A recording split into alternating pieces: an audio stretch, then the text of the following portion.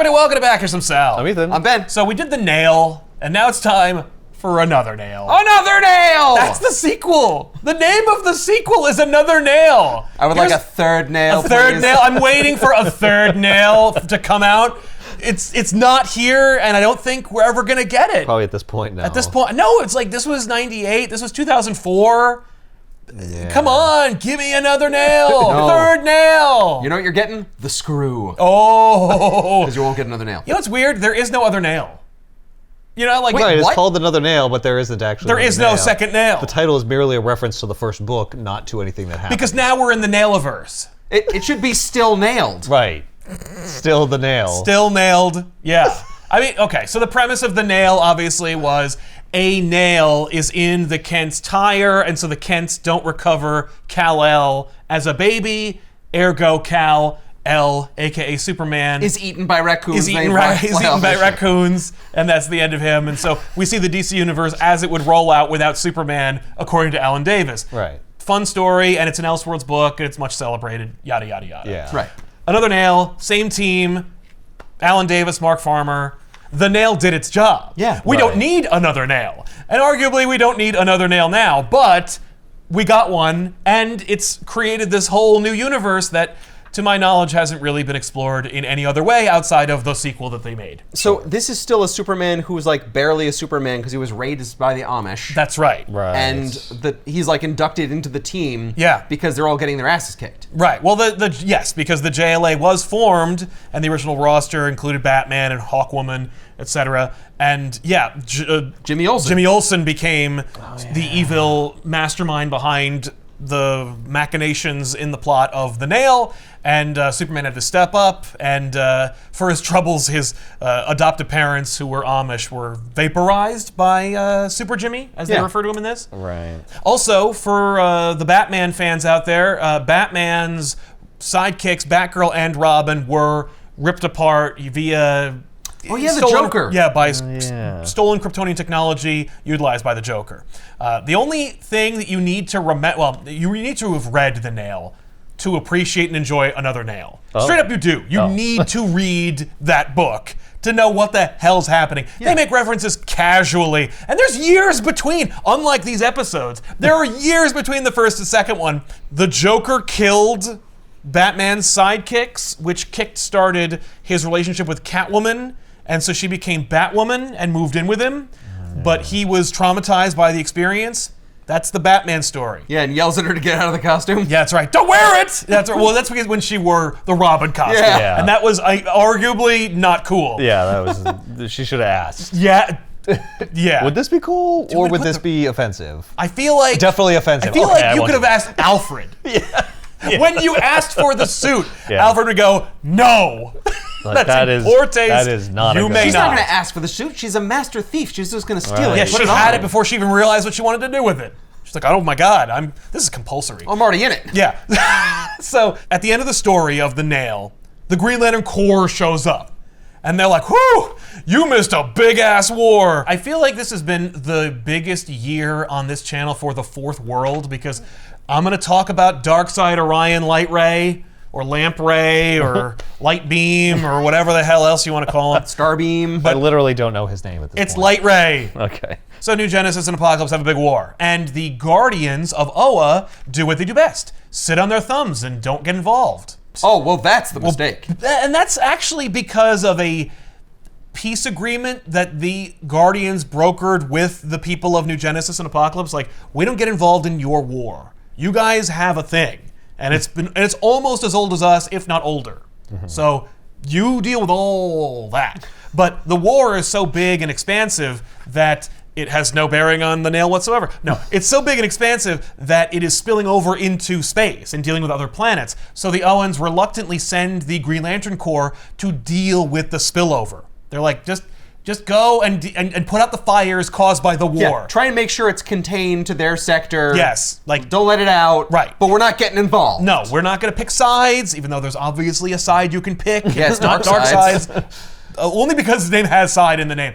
But, Also because he's going to win. oh, come on. It's Darkseid. Well, you might be surprised. by what happens in this story. But the other thing that's fun about this is, number one, we get to see a whole bunch of Green Lanterns. Hal Jordan was benched. He was stuck on Earth when they put that field around it. How did they survive without the best of them? There are massive double-page splashes throughout this entire book that are just depicting things I'm sure he's always wanted to see that he knew no one was ever going to draw but him. The Owens remark that it's taking a lot of energy from the battery and a lot of concentration from them because, of course, the battery is powered by their psychic energy, which has been built up over the eons they've been around. Yeah, there's some interesting information there. That's where the power battery comes from? Like, that's where the power in the battery comes from? Wait, it's the Guardians just blasting their psychic energy into it? The Guardians or the Owens? The Guardians are the Owens. Yeah. Oh, okay. So the Guardians are they actively shooting energy into it, or it's just like by walking around, having willpower, they're just constantly... There's a sequence in which they encircle the battery and just look at it, so I assume that they are constantly filling the cup with their psychic energies at all times. And bullshit. Yeah, but they remark that it's the first time in history of the Green Lanterns that they have acted as a single unit. Because remember, they're just supposed to be space cops that go to like each sector. They're each assigned a sector. Right. So Scott and Barda had already been members of the Justice League. There's actually a moment in The Nail where there's like a reference to Darkseid, or at least parademons, moving some crap around via boom tubes, and that's all that happened, and we just kind of went, why did that happen? I think it actually came up on the show. It did, yeah. And now we're paying it off. Why were they doing that? Well, because Darkseid's got plans and machinations, as he oft does. So he is interrogating and torturing Barda and Mr. Miracle because Darkseid thinks that Barda and Scott are there as saboteurs and agents of Earth. Okay. Because when we saw those parademons messing with some tech, they were kind of pushed back through the boom tube, and there was an explosion which kind of screwed things up. So Darkseid just assumes, because that everyone is an evil military strategist, that was some kind of act of war against him, even though he had no idea that like Earth was under siege by a ginger and a bald guy. Not that their hair has anything to do with it, but that's how I describe those people. Right. He's interrogating them, and Scott's like, what? Like, no! I don't even know what you're talking about. Exactly. And so he's... Like, oh, yeah, you don't know what I'm talking about. No, you don't know about my big plans. No, I really don't. No, I really, really don't. Yeah, it was almost Barda's convincing. like, you'll never take us alive. We'll never talk. And Scott's like, look, I'll tell you whatever you want. Stop! I have no idea what you're saying. Barda, please, no! That's it, Scott. Resist them at all costs. Popsicles!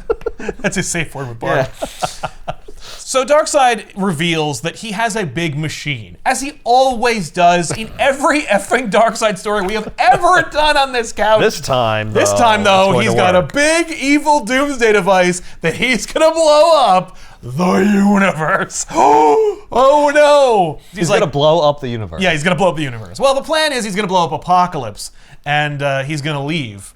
And it's also going to blow up the It's good that he's going to leave because he lives there. That's right. It's where he keeps all his stuff. And so he's explaining that, you know, the parademon quagmire that took place in the previous story tipped him off, and so that's how he captured them. And he's just like, yeah, I'm going to get you, and I'm going to get this information I need. I'm going to get revenge on Earth. And they're like, dude, no, Earth has nothing to do with whatever the hell's going on here.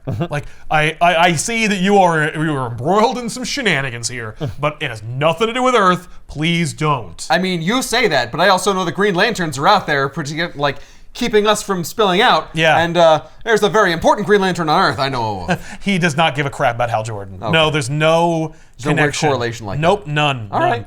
But yeah, he does know, or at least he suspects, that there is a mole within his inner circle, which we've gone into detail numerous times, which includes Dr. Bedlam, and Wunderbar, and Granny Goodness, and the Furies. Yeah. But he suspects that someone within his cabinet spilled the beans about his evil scheme, because obviously that's why my boom tube exploded and stuff. You heard about my big plan to blow up the universe. And he's like, no, but that's good to know. Unfortunately, I'm being tortured right now. Now I have. Yeah. And also, please don't blow up the universe. Right? So he's going to deploy the Omega Doom. Great name. God damn it. No notes. Sweet. And so totally on brand. The Omega Doom. The Omega Doom. The Inner Circle is like, that's great, Darkseid. What's the plan for like all of us getting out? And he's like, there's no plan for you. I can't trust any of you. One of you spilled the beans. They're like, yeah, but that doesn't mean all of us have to suffer. And he's like, well, clearly you were never been in middle school where if one person does something wrong, everyone is punished for it. Yeah, no one can go out for playtime. We do practice collective punishment here on Apocalypse. On Apocalypse. Where do you think Earth got the idea? Not only that, if someone does have inside information, Right. if he's the only one to escape and someone else makes it, they're the mole. Exactly. He should want that person to go. No, that's true. I don't care. I'm going to kill them all. Problem solved. Are those dinosaurs in a bubble? Yeah. What am I looking at? You're seeing, they could be dinosaurs, they could be amoebas. You know, they're far away, so we're using artistic license to depict that they are creatures that are being excavated and evacuated from this planet. So this errant Green Lantern sees these parademons just like quickly unloading some kind of big apocalyptic shipment off this planet, coincidentally. And that's because the Omega Doom is made of different parts, and those parts are spread out throughout the universe. Okay. Lest anyone get a hold of any of the Omega Doom. Who built the Omega Doom? Oh, Darkseid came up with it, and then And made all the parts pieces on different separately, planets. and then put them there. Well, he used contractors. Yeah, and they all built it. No, who knows? He probably had the Inner Circle But build it. he's the one who's trying to build it. Yeah, well, it's already built. It's just that it's in different parts, and now he's having parademons bring each part back to him so he can put it together and then activate it. What was he worried about? Why wouldn't he just build it on Apocalypse? Oh, because he Spreading clearly... the pieces of something I apart is know. what a good guy would do to prevent a bad guy from getting access to it. Well, he's smart. He also knows that, But like... he thinks can't he's the good guy. Yeah, that's right. He wants the Omega Doom to be secure, and it's also like a last-ditch Apocalypse effort. isn't secure? I mean, Clearly clearly not. The Inner Circle has them all in it. Yeah.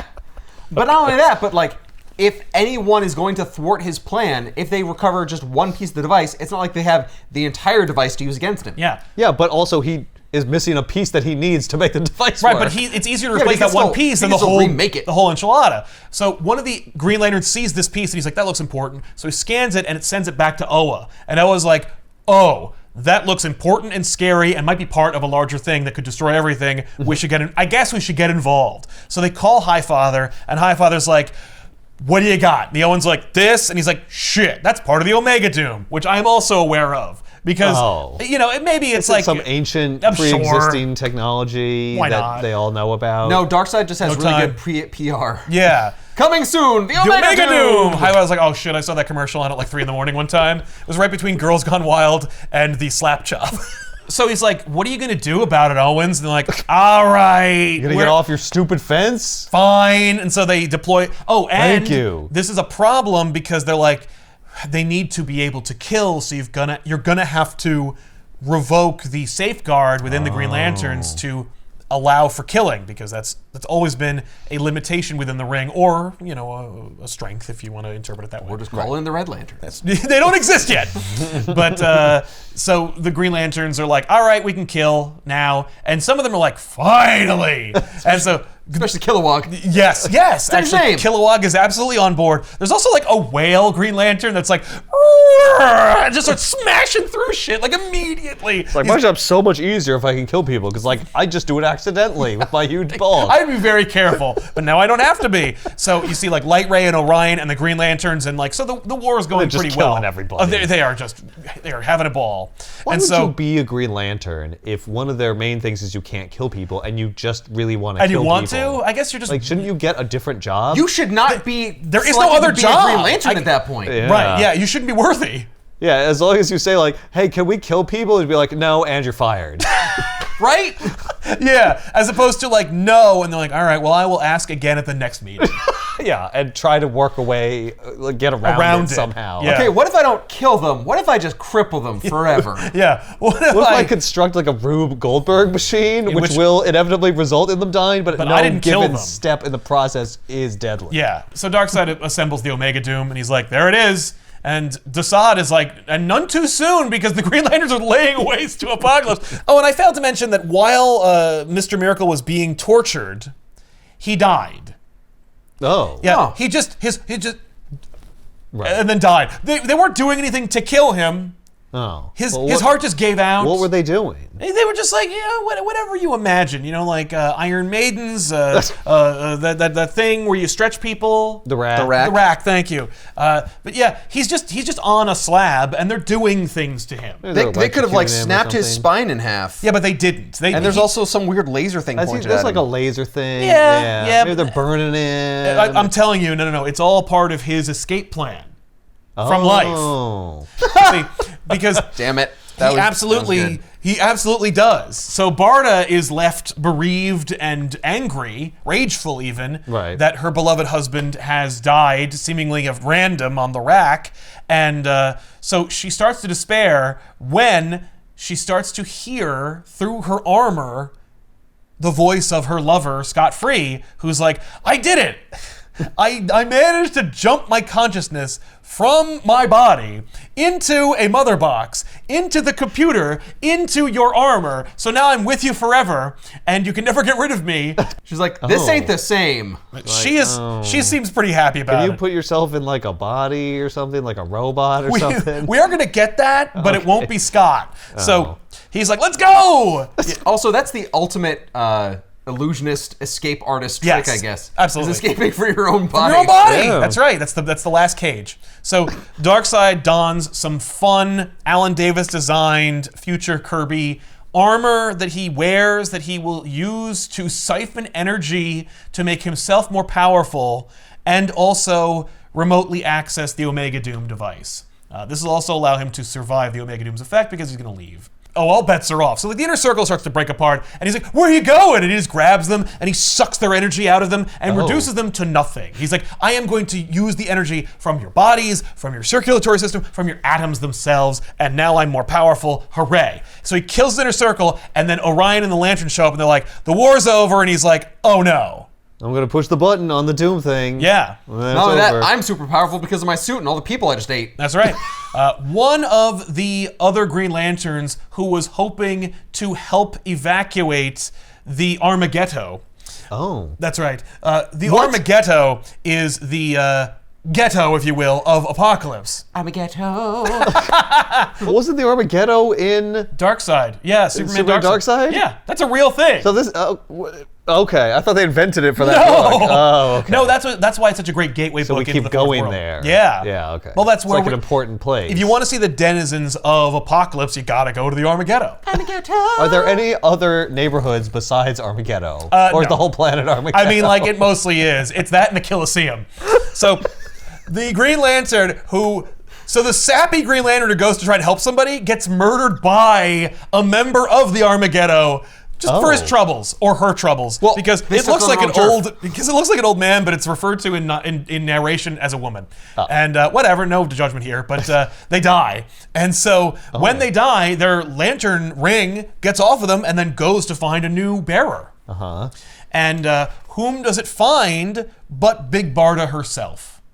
Oh. So the Lanterns attack Darkseid. The Guardians go and dump more of their psychic energy into the Lantern battery. Orion's thinking things are going bad for them, and then Barda the Lantern arrives to lead the forces. Also, Scott Free is within her, obviously. Right. Does he live in her ring He's Jarvis. So Barda seemingly lashes out at Darkseid wielding Green Lantern energy and misses. But of course, it is a ruse, and she has implanted Scott behind Darkseid to go mess with the Omega Doom. Okay. Now, Scott is imbued with Lantern energy, so he can take physical form, not unlike Jean Jones in another Elseworld story, Justice League Last Ride. Because he's in a computer that's connected to her armor. Yeah. And he can jump out of there into her construct. Oh yeah, and in fact... Through the ring, I guess. And wield the ring itself. Oh, what? Wait, I thought she was the one that got the Green Lantern power. Why does he get it? Yeah, well, he was in her armor when she got it, though. Yeah, they were both two people in one at the time, so I guess the ring must have recognized that they were both worthy together? It's like saying if a pregnant woman got the ring, it means her unborn child is also worthy. Yeah. Or she's only worthy when she is pregnant because of the worthiness of the baby. Combined worthiness. Yes, but if she were to give birth to that baby, she would no longer be worthy. Is the baby still worthy then? Well, no, because the baby. Well, we have to. It was only you know the what? union of the two that was worthy. That is true, but the baby will have to prove its worthiness when it's able to be worthy of anything. Because this is weird, because Scott just takes the ring like, no, now I'm the worthy one. Yes, but I think it's because I think it's a construct. So it's a construct wielding generated himself from the ring, holding the ring? Yeah. Is it a bizarre chat GPT thing where it's like, make me a construct that is worthy enough to wield the ring? Sure. Okay. Okay, here you go. Here's the loophole. You can't unring this bell. So, yeah. So now he's a permanent construct. He can just walk around should be. carrying the thing that creates him. Well, that would be the case if Barda wasn't a Green Lantern anymore. You know, if she was only a Green Lantern so that she could give Scott a body using hard light construct energy from the Green Lantern ring. But no, she remains a Green Lantern, but only when she's in tandem with Scott. Scott helps to reprogram the Omega Doom because, of course, he's an escape artist. He's great. As they describe in the text, he's an escapologist. So what does he do? Escape plot points? Yeah, that's right. Oh yeah, no, that's like number one on his list of powers. So he manages to basically screw up Darkseid's machine that he's wearing and wielding so that he himself is undone or unmade. So he is. Oh. So Darkseid dies right before... Hoisted by his own petard. Precisely. So Barda and Scott abandon Darkseid, and Darkseid is made into like a husk of himself, like a giant construct made from all like the energy built up within him that then just evaporates. He's dead. He's gone. He's like one of those little black cylinder Snakes. things that you light on fire as fireworks and it expands into a snake. That's right. He's a snake, yeah. Before he dies, though, he says, "You fools! You're doomed without me. Only I could have saved the universe." And then dies. And that sets up what the story's actually about. Right. This is all... Because it's all a prelude to the end of the first story. Yeah, that was all before the end of this. I get that it was a prelude, but... He was trying to save the universe from something else? From some bigger, badder That's right. threat. You think that the story is going to be about like Darkseid coming back to life and attacking them, but no! He's dead. And he won't be back. Okay. And he's not going to come back in the form of something else. Right. He's just gone. He's just dead. So then Hal Jordan explains to the Justice League a year or so after the nail... Now we're in the present of this book. And is he like, and that's what happened when I was in that big war and you guys were... No, he wasn't in the war. Oh. He's like, so that's what happened That's right. when I missed the war and I have a real inferiority complex over. Yeah, I missed so I the get war the that feeling they I'm going to didn't grab need like me for. a bunch of power rings and try and make myself even better. Yeah, that'd be great. But instead, he gets marching orders from the Owens because they're now, a year or so later, investigating what Darkseid meant when he said that only he could save the universe. Why would he say that? He normally would say something like, I am, or I was. And instead, he actually suggested that he was trying to do something. He's not really a liar, he's just a trickster. You know, he's a piece of shit, but he's not like trying to be duplicitous. There's no reason for him to have said that. Exactly. Unless he believed it was true. So they're wondering about that. Also, they find out that Darkseid had been operating on Earth for years, and that maybe there's some element from either the Omega device or his machinations that's on Earth, and we need to figure out what that is because things are going really well for us and there's nothing more for us to do because the ultimate evil in the galaxy was defeated. Well, there shouldn't be anything left on Earth because he needed all of the parts to make the Omega Doom. For the Omega Doom, yes. Although, why is the Omega Doom a key in Darkseid's efforts to save the universe if it will blow up most of the things within it anyway? Also, why build one when you can build two for twice the cost? So the Justice League's like, all right, well, what do you want us to do? And so the plan is they're going to just kind of like aimlessly search Earth for apocalyptic technology or for energy signatures that have like fourth world kind of radiation on them. Is this going to be like Halo? What do you mean?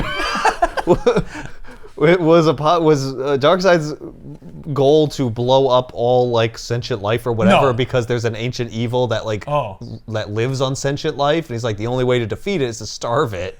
Yeah. What? Yeah, that is what's happening. But that's not revealed until the last 2 pages of the book. Wait a minute, when did this come out? 2004. I know. I didn't draw any parallels between Halo when I read it. Okay. You know, we're not All right. getting, you know... All right, we'll see how close it is. it goes. Okay. No, and it is quintessentially DC in its execution. Okay. So the league is like, all right, well, let's go for it. There's a lot of dialogue, and it really doesn't matter what they're saying. But suffice it to say, you know, Superman's on the team. He has no secret identity because his parents were vaporized by Super Jimmy, which is what they call him in the book. But he's not in the book, thank God. But yeah, I know. You might want to workshop that. But they should have called him like Evil Jimmy or... But like, why Jimmy? Omega Come up with Jimmy. another name. Yeah. Omega Jimmy. Sans Batman, after his trauma, he quit. No, he and retired. He did not retire. I think he claims to retire in this, but in fact he does operate as Batman, but worse because he is plagued by the memory of being forced to watch his partners be ripped apart by the Joker. Right. Yeah, but doesn't Catwoman like help him? Batwoman. Sorry, Batwoman Well, no, at that point. It's Catwoman. Yeah, it's Selena.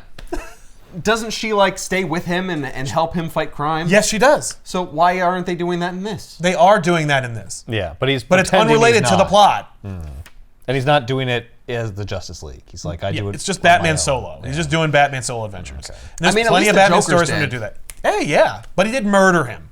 Yeah. Yeah. And it did hurt. Simplifies things a lot. That's true, but it did hurt the superhero community, even though it shouldn't have. I feel like there should be a parade. Superheroes killed somebody. Yeah. What? How dare they? It was the Joker. Oh, never mind. Oh, Thank God. That's the one. Finally. Okay. Yay. If I were mayor, that'd be my first decree. If the Joker had been murdered by Batman, there'd be like Joker pinatas that you like get to hit. You know, Yeah. there's like a shoot the geek, shoot the Joker, where like people are wearing oversized, comically large Joker costumes that you get to shoot with paintballs. They have stuffed Jokers that you can beat to death in front of a crowd, just you like can Batman snap their did. necks. Yeah.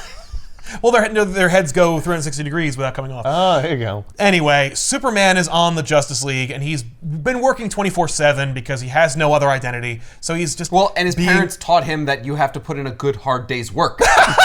And because an Earth Day equivalent on Krypton was a year, he hasn't stopped. Well, no, it's just like, I can just keep going. Right. I'm Superman. That's right. He's like, I don't have to eat. Like, I don't have to sleep. Yeah. I only have to sleep like a little bit. So yeah, no, he has been going nonstop, and the League is kind of like, we're technically here, but like Superman's doing all of our jobs. Like, somebody watch the show. Did the Watchtower exist before? Yes. Okay, so it's not like he had to build a barn in space. No, well, okay, so it did, but it's improved and it's better in this. There's a new Watchtower they're on, and Is it in the shape of a barn? it is not. Come on! Well, but he's probably able to do the barn raising equivalent for super science. Anyway, so Flash is feeling impotent around Superman because he wonders if maybe Superman might be faster than him.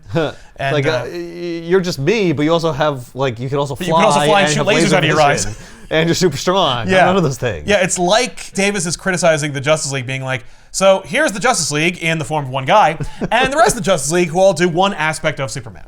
Which is not true. No, but they have unique powers, some of them. Yes. Just not the Flash. Right. So Superman, Flash I guess is you can go faster. back in time. Yeah. And that. Maybe. He is. who you He's ask. actually faster than Superman. No, everybody at this point is like, okay. Superman is not as fast as Flash. Okay. Sometimes people like Tom King will be like, if Superman needed to, he could be faster. And like, I like that because it's like, look, Superman is a myth. He is a character of legend. Yeah. He should be able to like do all the things that a worshipped deity can do, Right. but He's as strong as he needs to be to solve the problem. Exactly, and He's people are like, Hercules. He's only as strong as the power of his heart. yeah, and that's right. And people are just like, no, though. No, but But he doesn't have access to the Speed Force.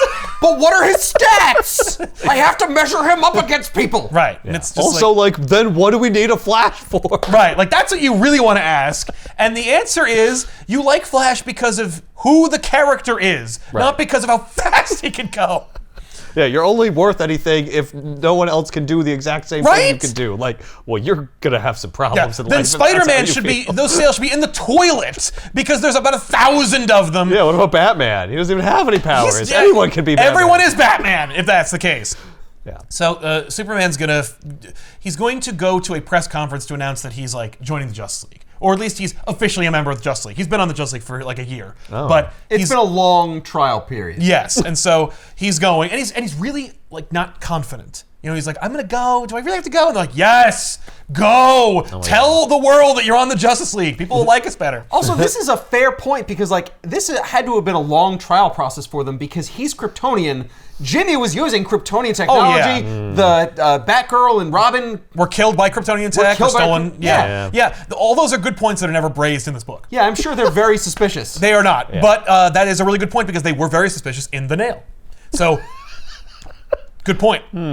Martian Manhunter also, because he's basically Green Superman, helped train Superman with his powers anyway. So he kind of is his sponsor. So they're all going to watch it on TV. Lois Lane is introducing, Superman, kind of recaps the previous story and everything about that, but then also recaps the time between the two books to explain that, like, Superman helped the Justice League. They've done all these amazing feats, but when the Justice League goes home, Superman keeps going, and so, like, we've been protected from a lot of shit, and Superman's been doing, like, some hard work, and we're all the better for it. Thank you. Hooray. Then Superman arrives, and he looks at everybody, and he knows he's being broadcast across the world, and he's just like, thank you.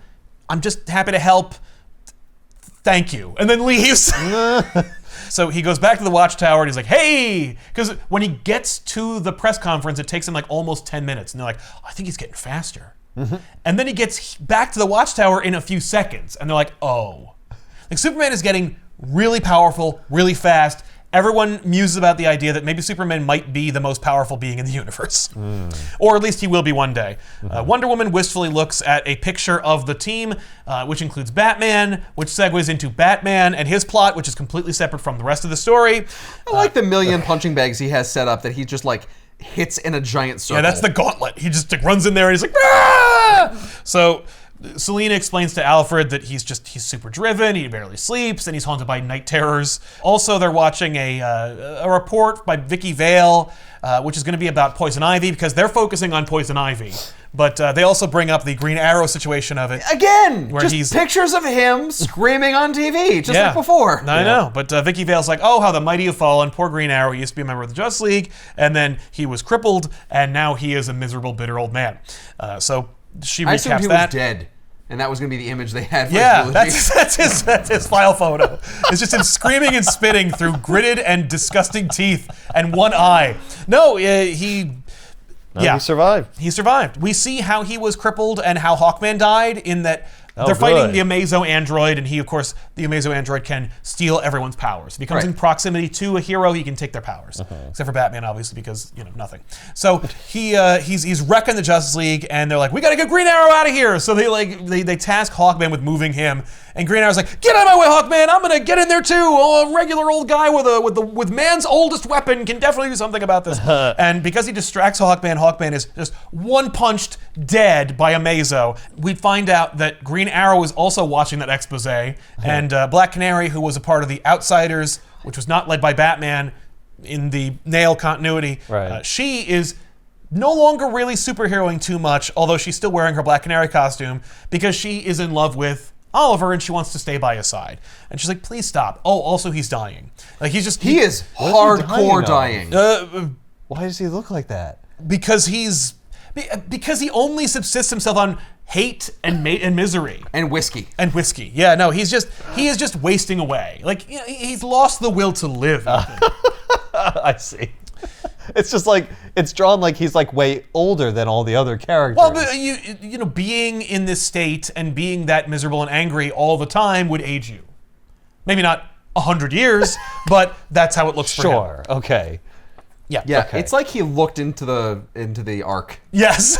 So, speaking of the Outsiders, who are being aided by Dr. Fate, they are dealing with the fact that Metamorpho was seemingly killed in the previous story, but maybe not, because he can turn into mist and stuff. So maybe he's not dead. Maybe his spirit is like floating around this pyramid or whatever. So we'll ask the magician to do it, the sorcerer. And so Dr. Fate attempts to conjure Metamorpho, fails, because Metamorpho, he is there, and he's like, ah! And they're like, oh, there he is. Why? But then while they're opening up this portal to get him out of there, a bunch of demons jump through it, and they're like, nyah! What? Yeah. So that's happening. Okay. Meanwhile, on Oa, Barda is being kind of interrogated or debriefed by the Guardians. But Scott is amazing because like they're basically asking all these questions, and what they're really doing is they're stalling her so they can scan her, so they can find out more about how the ring situation works between her and Mr. Miracle, because it baffles them. And while are you scanning my ring power? Yeah, well, no, she doesn't notice that, but Scott does, and he's like, "Hey, you blue assholes! I know what you're doing. I'm an effing robot. Like, I'm a machine. Scanning my wife. Yeah, quit scanning my wife. Only I can scan my wife." That actually, he is kind of like that. Like sometimes he will like vibrate or massage parts of her to indicate that he is still with her and that they're sexually active. Like she'll be flying away and he's like, "Way to go, dear," and we'll like engineer a feeling of being patted on the ass. What? They specify that in the book. No, they visualize it by seeing her ass kind of vibrate and him going like, so "All right, honey." Weird. You're like, God. "All right." All right. So anyway, the Guardians are like, "Yeah, all right, you know what? Fair. We were caught with our pants down with the dark side thing. We don't want to be wrong again, and we're feeling fear for the first time in a long time. So we're checking things out. I'm sorry. We should have asked permission." May we scan you? No. So Jean and Superman are part of the Justice League task force of looking for apocalyptic technology. Right. And what they end up finding instead are two villains known as Despero and Evil Star. These are just classic old villains from the DC universe that Alan Davis would like to draw for a few panels before we dispatch them completely. Okay. But they are part of the problem, and they're fighting Superman and Jean, and then Superman ends up kind of like getting weak, and you're like, "Oh man, kryptonite? No." So Superman gets weak, and Jean's like, "Oh my God." Superman's like, burning the candle at both ends. He must be fatigued. I need to get him to stop it because otherwise we're gonna lose our biggest gun. That's really what I'm worried about. Right. And he hasn't slept in a year. Of course. Exactly. Yeah. We're gonna lose our fireproof gun. So while that happens, Green Lantern is also checking everything, and it's interesting because the way that they divided up the series of tasks, it was like Green Lantern went, "Okay, Superman and Jean, you check out mountain ranges and places really far. I will check out bases with hot chicks in them." And so the first place he goes is Madame Xanadu's kind of like tarot bar, and he checks her out. I don't think we need to do that. No, we John. do. I need to interrogate like the female Wildcat and Madame Xanadu and other characters that are Power Girl. And so he goes to Madame Xanadu's place, and he's like, "Hey, anything going on?" And she's like, "Nope," and he leaves. And then the Phantom Stranger comes out, and he's like, "Good thing you lied to him, because I know that they are going to be, they do need to do this, and they do need to find the shit, but they wouldn't do it the way they need to, because if they did, and we helped them, we'd have to tell them, and God knows why, that one of their numbers would die in order for them to succeed.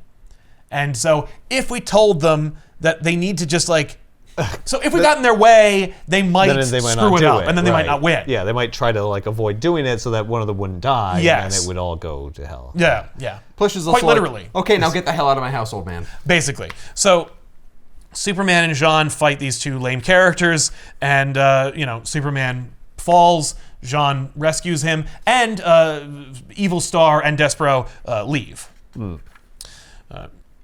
Evil Star has minions? Yeah, like mini-me's? He can conjure mini-me's.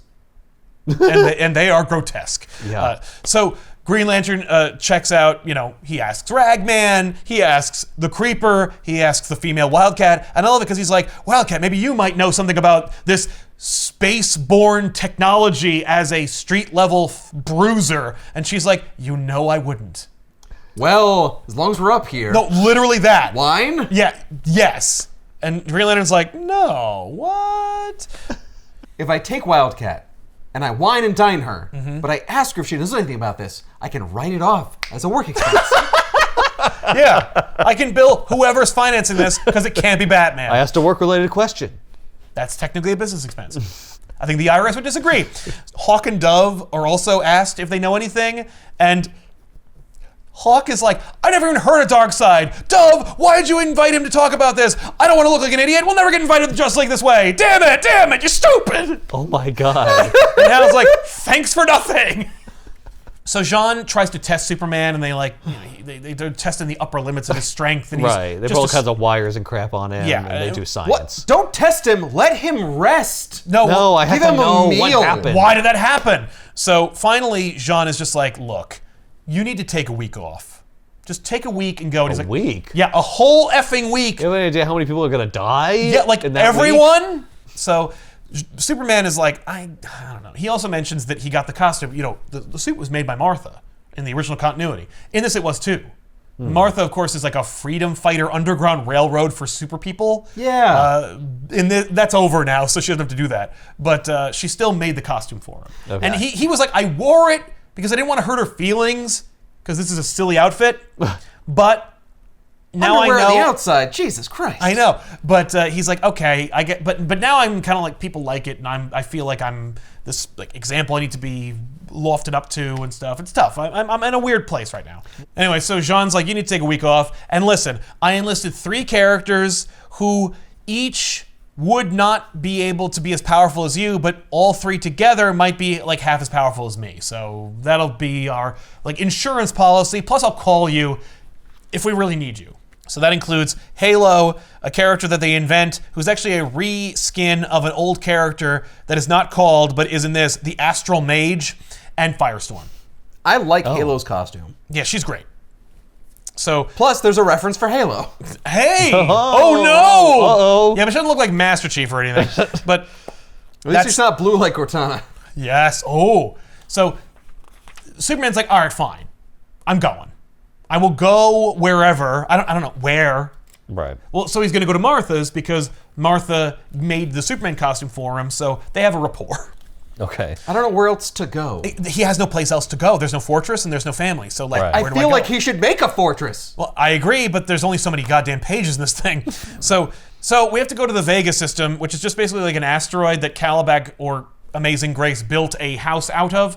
Not unlike Magneto, where these 2 surviving members of Darkseid's Inner Circle have fled, and Amazing Grace, or Grace as she's referred to in this book, is able to like charm the wills of men. So Caliban is a weak-willed idiot, and he is completely under her thumb, but he acts like he's in charge, and she just puts up with it. But actually, the tables are turned. And so they themselves are kind of in pursuit of the one. There's like this one that Darkseid feared and also like respected, that he always like was trying to make sure he was prepared for. And so they are also looking for the one, and that comes up. So there you go. Okay. Meanwhile, you remember when they defeated Amazo in the previous story, not the time when he slaughtered the Justice League, but rather the second time he was dispatched against Flash, when Flash is going to be like rescued by the League of Assassins, and he's like, that's enough, and he just pulls the brain out of the Amazo. Yeah. He's like, I didn't know I could do that, but I was never really pushed this far, so here it is. Yeah, he phased through him. Yeah, and just yanked his brain out. Well, they gave Amazo to the Metal Men, and because he's an android. yes, and Dr. Will Magnus is able to like figure it out. They're like, figure him out, and then get rid of him. And the Metal Men are kind of like, you still have him, what are you doing? And he's like, he's just so fascinating. You know, he's just an interesting piece of technological equipment. You know? Look, he's different colors and you're all boring. Yeah, you're all yesterday's news. So they're all like, okay, neat, it doesn't matter. Don't worry, he's not going to turn on them or anything. Oh. But we're also setting up Amazo's body. So Amazo is there, and then Star Sapphire, Black Orchid, and Power Girl jump out of a portal, and they try to kidnap and succeed the Amazo android. After a rousing fight ensues between the Metal Men and this trio of ladies. So they leave, and Magnus is like, told the Justice League I was going to destroy that thing. I am going to be in semi-hot water. Whoops. Well, I just won't tell them. I told them I destroyed it days ago. Exactly. Hey, did you get rid of that Amazo android? Oh yeah, no, that was in totally. the incinerator weeks ago. I don't know why you're calling now. Okay, well, we just saw the Amazo out there somewhere. So I feel like maybe you know something about this. All right. They made a second Amazo? That's amazing. Yeah, where'd he come from? That's a good question. I don't know why you would ask me. I'm just here with my Metal Men. I noticed you have one extra Metal Man in there. What? So Hawkgirl's looking for apocalyptic technology, as is the theme of the story, and she's attacked by demons, and then Zatanna shows up, and she makes the demons go away, and the 2 of them team up. That's all you need to know about that. Okay. Batman is plagued by nightmares about the Joker murdering people. This book is all over the place. Yes, it is! Why are there so many ideas in this book? I don't know! You're gonna be really frustrated when we get to the end, when they all coalesce, and it's like, what? Because we got, okay, We've got the One, we've got the Darkseid War, we've got the Apocalyptians, we've got the Demons, we've got Batman, Superman. It's all over the place. I don't like the fact that you can see his pupils right there. Batman's? Yes. Alan Davis does that with everybody who you can't see the pupils of. He'll do that for a dramatic effect. They're not really there. They're for us to know that he's afraid. Wonder Woman is on her way to look for more crap when she ends up near Oliver Queen's place and she knows that he's dying, or at least she suspects. So she's going to stop in, even though he wants nothing to do with any of them, and even told Dinah, like, go away! You have powers too, kind of. And so Phantom Stranger shows up and he's like, Diana, don't go in there. And she's like, why?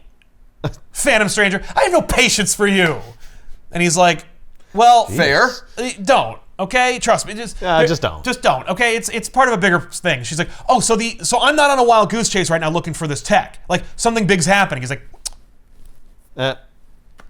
you're a real big help, Phantom Stranger. Just tell me, man. So he leaves, and so she leaves too. Oh, so she doesn't go in. No. She heeds his advice. That's right. I mean, he is able to go anywhere and know everything, so. Right. I mean, he's right. Yeah. Probably wouldn't want her there. Yeah, but maybe, but she's an ambassador of peace. Maybe she could broker some kind of reconciliation between the Justice League and him. So Hal goes and chats with Lois Lane. Maybe she's got some information because she's hot. Talk to her. And I know her. I know of her. I've seen her on TV. We've met. He leaves because Lois is like, I'm going on vacation. And he's like, cool. I wish I could go on vacation. Where are you going? Maybe I'll stop by. Kansas. Oh, that's Boring. Pass. Don't go there. I'll take you to Paris. Want to go to Paris? You can go right now. You want to go to Mars? I'll take you to Mars. Coming on strong, Hal. So Scott helps guide Barda to the asteroid where Grace and Calabac are.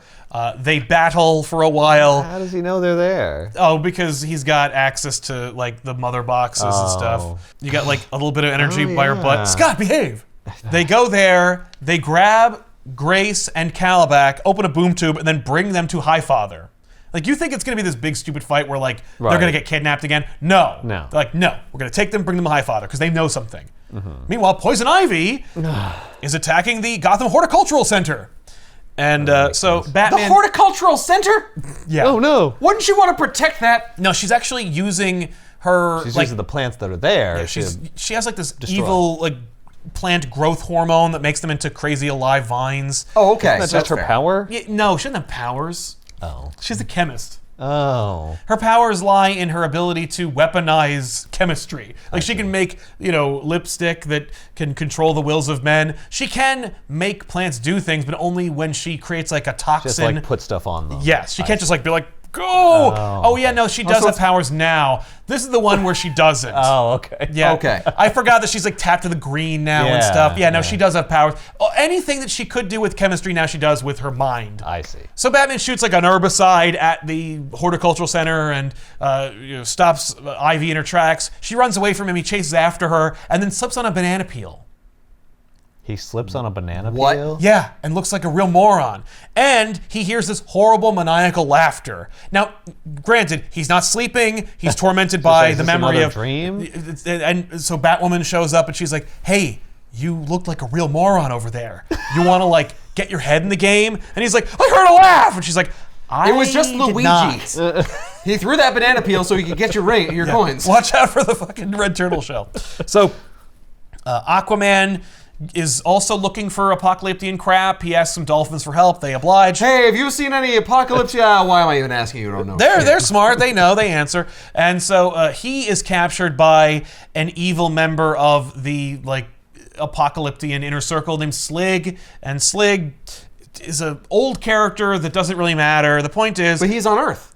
Yeah, Phantom Stranger gave Wonder Woman some clue that indicated that where she needed to go next was where Aquaman is now. So Aquaman is rescued by Wonder Woman and has to fight Slig as well. Okay. Slig has the ability to evolve lesser beings into what they will become over 1 million stages of evolution. So, if he needs like minions, he grabs like amoebas and then makes them into people and they attack for him. Does he know in advance what they're going to be made into, or does he just have to pick an animal and hope He that hopes, but its they all evolutionary end up path would being what lead he it to be needs. something useful to It him? would be hilarious if he got a squirrel, he evolved it, and it's just like, Get away it becomes from me. this benevolent thing, being like, Becomes a I god. am a one. Yeah, it's like a million stage of evolution. He's gonna become thought.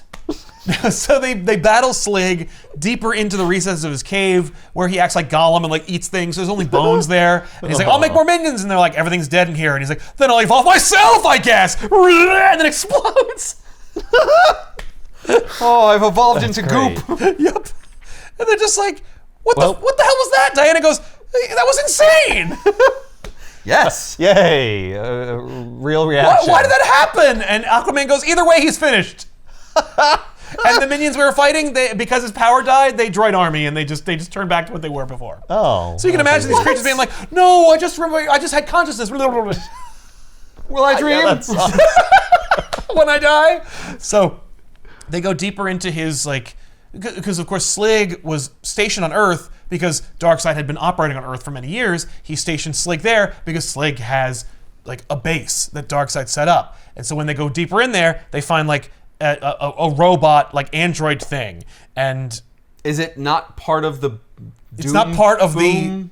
the Omega Doom. Omega Doom, that's it. Yeah, it's clearly where he kept a piece of the Omega Doom, but the robot they find that looks like a guy is not connected to the Ivo Amazo droid that is also a plot in this story. So they're like, that's weird. So then everything starts to explode because they've been lured there, and it's a trap. Okay. Never booby trap your own place.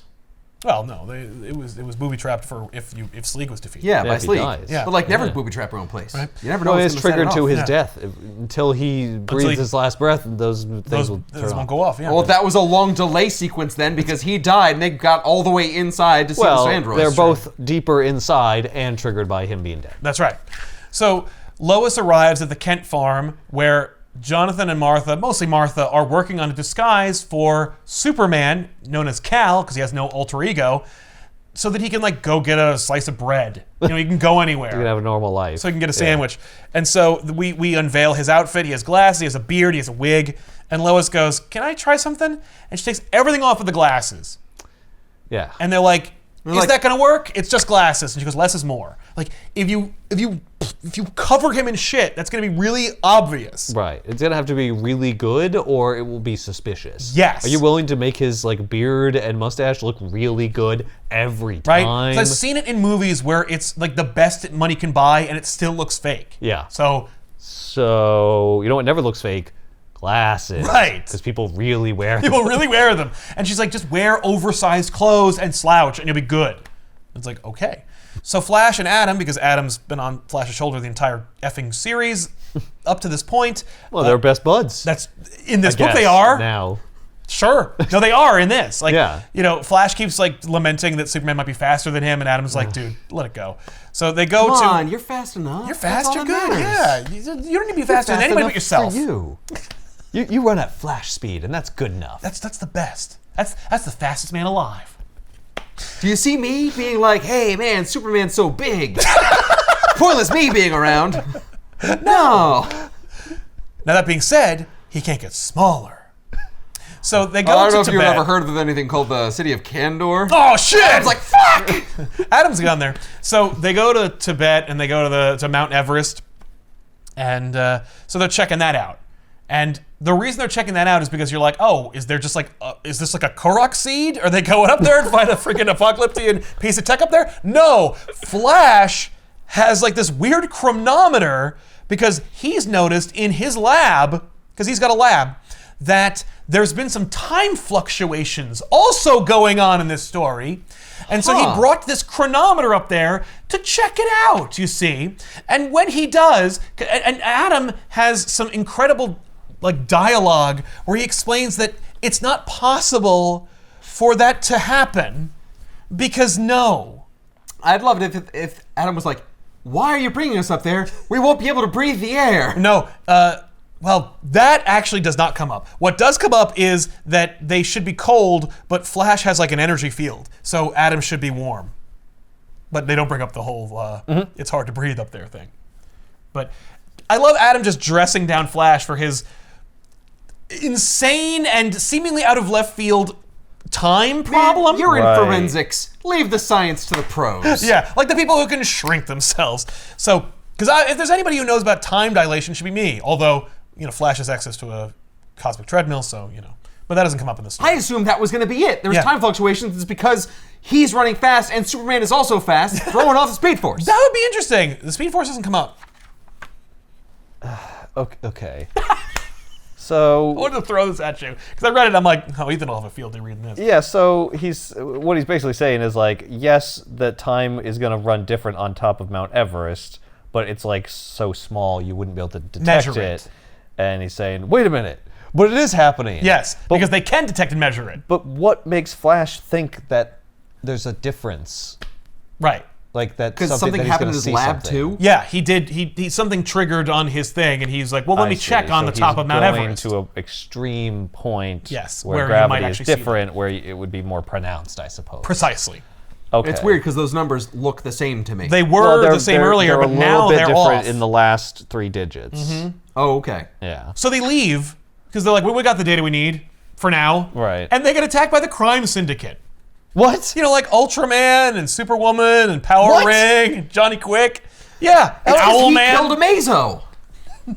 And they're like, oh, bets are off. No. How did they get here? Right? So now the crime syndicate is here. And they're like, ah. So. Have they seen them before? Yeah. Oh. Yeah, no, there's continuity in them there hills where they're like, the crime syndicate? What are you doing here? Why are you in this story? What's happening? Mount Everest is our base. You guys get a watchtower. No, you live on Earth too. You have your own Mount Everest. On this planet. Wait, is this not Earth 2? No, we're on Earth. That's right. They're like, oh man, we are so low. Oh, I am sorry. You know what? I shouldn't have taken that left turn at Albuquerque. So they defeat Poison Ivy. Oh. And, back to that story. Yeah, we gotta check back in with that. So Batman murders a bunch of plants. Yeah, to defeat her. Murders plants. A bunch of plants. I mean, they move and stuff. They might have some sentience when she's working with them. Yeah, that's true.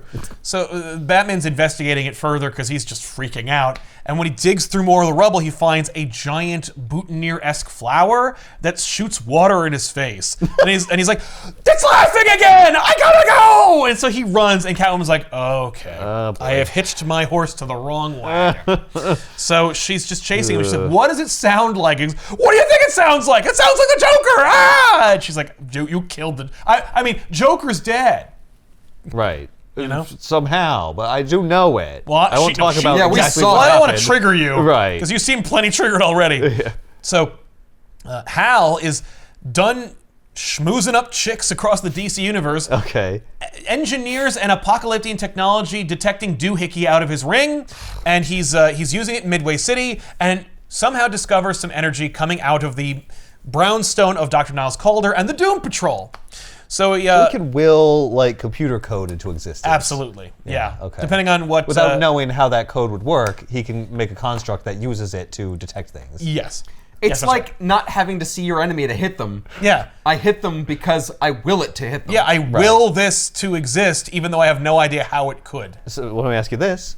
If you can will into existence a device which uses apparently technology to detect energy fields, then why don't you just will yourself to be able to detect it, and you just can? Well, why don't you just will just shoot your ring at the Earth and will all of the things you're looking for to be right here, right now? Right. Yeah. Because it's not a genie. Yeah, and how is that any different than willing into existence a magical orb, which will do the same thing? Right. Or does everything. I need an orb that solves all of crime. That orb does not exist. Yeah, file not found. So that's when the orb just like, all right, I'll kill everyone committing a crime. Yeah. No! Oh God! He can't, because he's using the ring. But did they turn the safety it off. back on? Oh, that's true. I don't know. It doesn't come up. So there's a hole in the brownstone, and he's like, that's weird. So he goes and investigates it, and the energy in the hole, it's just a hole, like someone blew the wall out. Yeah, they were building an interocitor. Exactly. Hal investigates this hole in the building, and the residual energy starts sucking him into it, and sucking him into something. He's like, ah! And so he's being like screwed with. The energy of the ring is like swirling around him. That's crazy. And the Doom Patrol's like, what the crap is going on with Green Lantern? Like, we just had a hole in the wall. Now we've got a hole in the wall sized Green Lantern problem. Yeah, but they also don't blame Green Lantern for the hole, right? No. Okay. No, they're just they don't have time for a civil war. So they get in there and they try to help Green Lantern. And so each of them threatens to do it, but Negative Man is the one who does. And so they separate Green Lantern from whatever quagmire he's in. The energy that was used that screwed with him in the first place explodes, and so they're now left with Green Lantern. And so he's like, hey, Doom Patrol, what's up? And they're like, somebody broke in and took Dr. Nas Calder, and now we need to get him back, and maybe you can help us. And he's like, maybe. Meanwhile, Kal-El, who has no name yet, is on a date. He went to the movies with Lois Lane. Oh. And he mentions that the monkey in the movie looked fake. Lois says it was CGI. And he's like, truth be told, this is the first movie I've ever seen. You should be amazed. Because I'm Wait a minute. Amish. You've been not Amish for a year and you've never seen a movie? No, he's never stopped. That's right. So he never took a break. Yeah, and she finds that charming and cute. And so they're taking a walk and they're talking about getting something to eat. They saw a movie that is made up called Angel and the Ape. They couldn't even put like a real decent movie in there. They couldn't even make a movie that would be about characters within the DC universe. You know, like, I'm assuming The Angel and the Ape is some effing showcase book from 1949, but I really don't care. And it's just, you could have made it like Slam Bradley, or you could have made it The Question, or some character that doesn't appear in this book. Although that'll be hard to do, because there'll be a point where every effing character that's ever been invented in the DC universe will appear on 2 pages. So it should have been a pirate movie. Because what kind of would've been movies pretty would you have in a universe where there's popular by superheroes? Oh my god! a pirate movie? Lois threatens to take him out to eat, and he's like, the restaurant closed. I hear everything. I can't turn it off. But he's not like horrified by it. Have you tried turning it off? That's right. She's like, maybe you should just try. He's like, I've never had to. Like, Wow. I went my life being able to. Then I became Superman, and then felt like I was indebted. Like I Right. had to do it. Yeah. And now I don't know how to turn it off. Here's the thing. I went my entire life being able to turn it off because I believed in God. And then I realized God doesn't exist. Or maybe he's Rao, or the Phantom Stranger or something. I don't know. He's not, by the way. The Phantom Stranger is actually Judas Iscariot. So, but that proves that God exists because, you know. Yeah, so has Judas. to be. Meanwhile, on New Genesis, Calabac and Grace are yelling at each other. Because Calabac's like, woman, do Still? my bidding. And she's like, shut up, you idiot. You were doing my bidding, you moron. You're both in jail. No one can do anyone's bidding. How about you knock it off? Everyone, Shut up. the peanut gallery made up of like Barda and Scott and Highfather, just like, why did we even bring them here? Okay, so Scott's just permanently around, permanently using the ring. Well, he can use the ring. No, when Barda is green, Scott is in her head using her armor. When she wants him to be out, she uses the takes ring. The ring. I think he can take the ring off her finger. Yeah, like she conjures him from the ring, and he like sucks it onto Well, I him think and uses it That's to kind of a sustain weird himself. thing of taking the ring off her finger. Yeah, but because they're married. Yeah. But also, I think that he is worthy, so I don't think she takes the ring off at all. I think he takes the ring off and wields it that way. That they're both worthy at the same time. Right. Yeah, but who's worthier? I have to know. I'm an Who's internet holding fan. Who's like holding it? He's holding it. When he is a man, Yeah, or a okay. man-shaped thing, Right. he holds it. He cares. So he can And be she's- independent of her. She doesn't and- have to think to That's have right, him be and there. because she's not green when he is. Right. Right. Only one of them Can be a green lantern at the same time, at a once. time. Okay. Yeah. So there's like, the issue is, the reason why Barda / Scott were dispatched to deal with Calabac and Grace in the first place is because there's something screwy going on with the energy in the battery. And so they bring them to New Genesis under the behest of Highfather, because Highfather's like, yeah, there's some screwy shit going on with the source as well, and reveals that like there's all this different energy that's being screwed with right now. The source? Yeah. Like the source wall? Yeah. Yeah. Like the Oh. energy from behind the source wall, which is Damn. not Perpetua.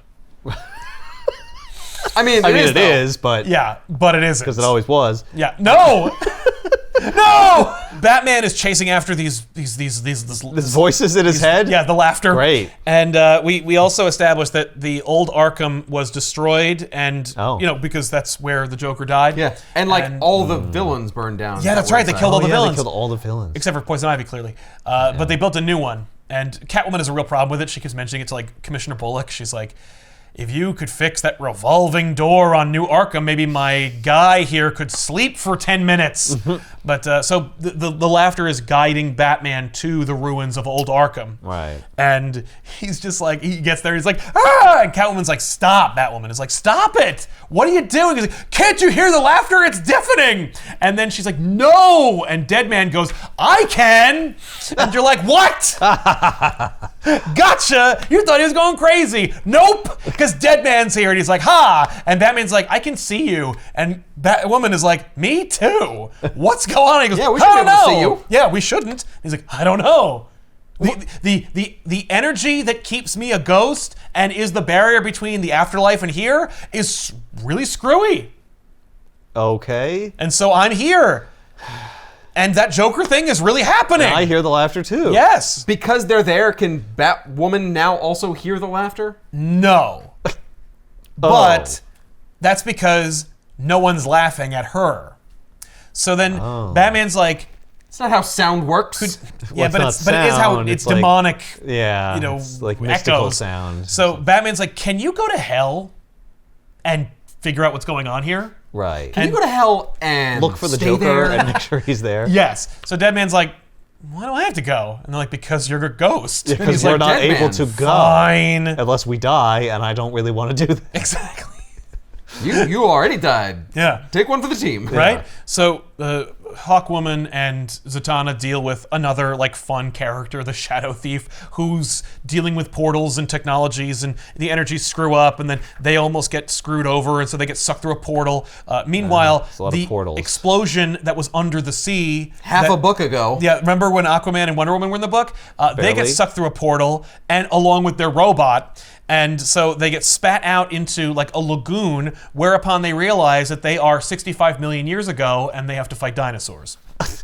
What? What is happening? Fuck. Right? You can imagine Land of the fucking Lost. me reading this book. I'm like, I thought this was a sequel to The Nail. That was such an easy to title episode. Yeah. What if Superman didn't exist? Right. What if Superman hadn't existed and then there was a new adventure based on that universe far removed from the original concept because a lot of stuff happened in between. And also really, really intricate and detailed. And star Superman. Right. Who didn't exist. Right. So that's happening. Things are coming to a head. What the hell? Flash and Adam are instantly defeated by the crime syndicate. And the crime syndicate is like, what are you doing? And they're like, what are you doing here on Earth 1? We hate Earth 2. You guys are so stupid. And they're like, what are you talking about, man? You're on Earth 2. Oh. You're the invaders now, man. And they're like, what? What? When did that? When they ran up the mountain. They went through a portal? They went through a portal they didn't see. Probably because Flash went too fast. And so they're on Earth 2. Yeah, dimensional energies being screwed with. I'm telling you, the energies that make up life in the DC universe are being messed with. And we're seeing a spectrum of that. The afterlife, interdimensionality, time, space, sources. Whatever you want. Everything that is the DC universe. So Lois and Clark. When do characters start coming off the page and crawling between that never happens. I'm like, oh. You could have done it. You're almost there. Yeah, and then they become, and it's an interactive book where there's stickers, and you can take them off the page and move them to the next page. Grant Morrison's like, what a great idea. Some pages are holograms. They're like, I've become three-dimensional. This is so wacky. This feels cheap and stupid. And dated. So Cal and Lois are just hanging out. You can clearly see there's some kind of chemistry between them, but he's really insecure. He doesn't feel, first he didn't do enough. Now he's doing too much. He doesn't know how to balance it, Right. And just find a middle ground, man. That's what he's looking for, Yeah. And so she explains that you don't have to do as much. We're humans. We own this planet. We should be in charge of where we go. She's imparting the lesson that Superman learned himself because he was raised by human beings, which was that human beings, you can't go to Iraq You know, like, just fix everything. Exactly. Right. You can't There's just always going to be problems. Exactly. You can't just go to the UN and be like, I'm in charge, because that's injustice. But like, you can, you have to like let mankind explore their own destiny. So that's happening. You could help us, but you can't just make it happen for us. Yeah, and like you can be an assist, but you have to let us like dictate our destiny. Yeah. So while they're also, talking about, you're not responsible for us. Exactly. You're not even from here. Right, but like he It's was nice raised to help here. out. Yeah. But you don't owe every person on Earth to save their life every time. Exactly. I thought she was gonna say like, dude, you need to get laid. That's the other nail. Oh. That implies there's a first nail. Yeah. Yeah. Well, Jonathan that was the nail that hit the car. This Yeah. is the new nail. Yeah, this is another nail. No, because it's a twofer, because the nail that's in the tire forces John and Martha to go home and then they bang. That's it's in the right. text. Yeah. So while that's going on, Eclipso is just watching them in the bushes going, I'm Eclipso and I'm going to be in the book too. And you're like, nah. Who is Eclipso? We'll get into Eclipso. We've talked about Eclipso a little bit. Have But we? we're going back like 5 years. Oh, okay. But Eclipso is sometimes formidable and other times a joke because he looks like a purple half-faced Green Goblin character. Yeah. Instead, he is like, he has this special crystal that's moon-based that allows him to possess people and control their wills. Yeah, that sounds right. Yeah, there's actually an event about Eclipso that once I get every issue of, we will do. I'm back to another hunt, like Bloodlines and Armageddon 2001. Oh boy. I'm getting Eclipso: The Darkness Within, and it's happening one day. But I'm 11 issues shy. Jeez. 11 issues shy. So you've just started. No, I didn't. I started 2 years ago. Oh no. Dead Man goes into the afterlife, or limbo, really. And he faces demons. He meets the demon Etrigan. Etrigan makes fun of him. It's like, I'm in the book now too. Exactly. And the other thing is that like certain people, namely Wonder Woman and Dead Man, are like, where's the Spectre? And then it turns out that like this gets really interesting because The Spectre should have been here by now. right, the Spectre is Limbo, and the war that's going on because of the dimensional rift weakenings is happening on him. So like Etrigan's like, what are you talking about? You're on the Spectre right now. And the Spectre, like, you pull back and he is a battleground between dimensions and the afterlife. And it's just it's just an insane thing. Jean's pitch hitters are like, we should do something. Right. Because like Stuff's getting a little weird. well, like energy is blasting out of the earth. Oh my god. I guess we should call Superman. And John's like, no! He's on vacation. He's on vacation! I told him he had You 1 week understand? off. I'm very protective of vacation time because I put in a request for vacation time and they don't cost me while I'm on it. But I'm very upset. Exactly. Yeah, Jean knew that Superman's would be approved immediately. And so he's like, I want to create a continuity of vacation being allowed so that I can then be next in line. That's why I only gave him a week. Right. Because I want a month. So Batman is investigating the hole in the ground where Dead Man jumped. He's like, maybe something's going on there. And then Batwoman is grabbed by demons. Oh. And then they're encircled by demons. And then the Joker appears. And he's like, I'm here. I crawled out of hell to fuck with you. What? That's cool. Right? I kind of love it. And I command this army of demons. And also, I have demon powers now. Like, I'm a Right. soul who is manifest here on Earth, so he can, like, reach. That's all he really does, is he stretches like Mr. Fantastic. But he punches Batman from across the room. So he shouldn't have killed me. Now I got superpowers. I'm more and shit. powerful than ever before. Yeah, strike me down. Except he's not, because, like, he is just a spirit who, thanks to shit that happened that he has no control over whatsoever. Yeah, Right, allowed him bizarre to come cosmic through. interactions. Yes. He's not even supposed to be here. No, but he did take that opportunity. Right. So Wonder Woman and Aquaman are, remember, 65 million years ago, and they're like, we can't kill any dinosaurs or it'll change the future. So, Wait, you're not actually in 65 million years ago. no, they are. They are. No, they are, because the time barrier was weakened. But thankfully, Damn it. the Legion of Superheroes shows up, and, some version of the Legion of Superheroes shows up in a time bubble, and they're like, get in. So they pick them up, and they're going to drop them off in the All president. right, so now that's done. Yep, that's over. We just wanted to draw dinosaurs. Yeah. No shit. But they're like, hey, I know. Things in the 31st century are normally pretty cool because you can rest easy in any DC story knowing that the Legion of Superheroes in the future and everything works out. Right. But Except not right now. we're seeing that there's some like weird fluctuations and crap, which is why we came here in the first place, and here you are, and you might be the problem. Meanwhile, in the present, the trio that was dispatched, Firestorm and Astral Mage or whatever, and Halo, they go to the storm that they saw outside of Earth's atmosphere, or rather, right within Earth's atmosphere, and World War II planes are blasting out of there, Nazi blimps. What? Because there's a time storm. You know, the barrier between time has been weakened, so like time shit is blasting through there. And instead of it just being like old telephones, it's of course things that can be in the sky. Yeah, it's fun things you have to fight. Okay. So Eclipso attacks the Kents. Like, I love how everyone's got these crazy machinations. Like, Joker literally crawls himself out of hell to fuck with Batman, and Eclipso's like, I will mess with this elderly couple. And so he uses his Eclipso diamond to keep these characters in a bubble. But he was also listening in. Like, he's like, my peers, they just jump in, half-cocked. I wait in the bushes and listen in. I know that you're... Like a creep. Like a creeper. I mean, look at me. But he's like, I listened in. I know you're insecure. And I know that you are vulnerable and that I can beat you. And then... I also know that you're tired and you're on vacation. Yeah. So then, like, Lois just elbows him in the nose and, like, judo flips him. And then John hits him in the back of that with a shovel. And they're like, look, Superman... Humanity is okay. Like, this is the visualization of us being able to handle it. We could beat the shit out of Eclipso. The lamest superhero or supervillain on Earth. Yeah, that's right. Clearly. So John clocks him in the back of the head with a shovel and then decapitates him with the shovel. No, he hog ties him. Oh. And then Superman's like, well, I guess I better see what the hell's going on with this storm that John thought was a twister, and I was worried he was going to close his eyes and jump into it.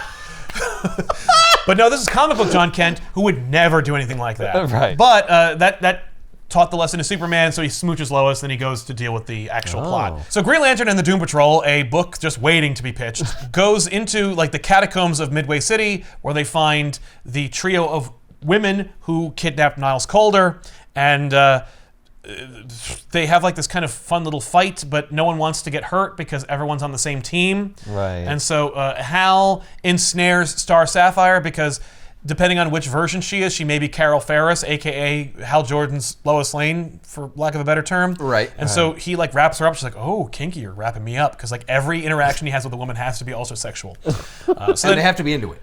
Right. Because it's Hal Jordan. He's the greatest Green Lantern that ever lived. Right. Like, they're all into it. That's right. So they reveal that they were like subcontracted by another person to recover key scientists, including people like Niles Calder, for a mission. What mission? Black Canary kicks Hal in the face and reveals that she was the person who set it up in the first place.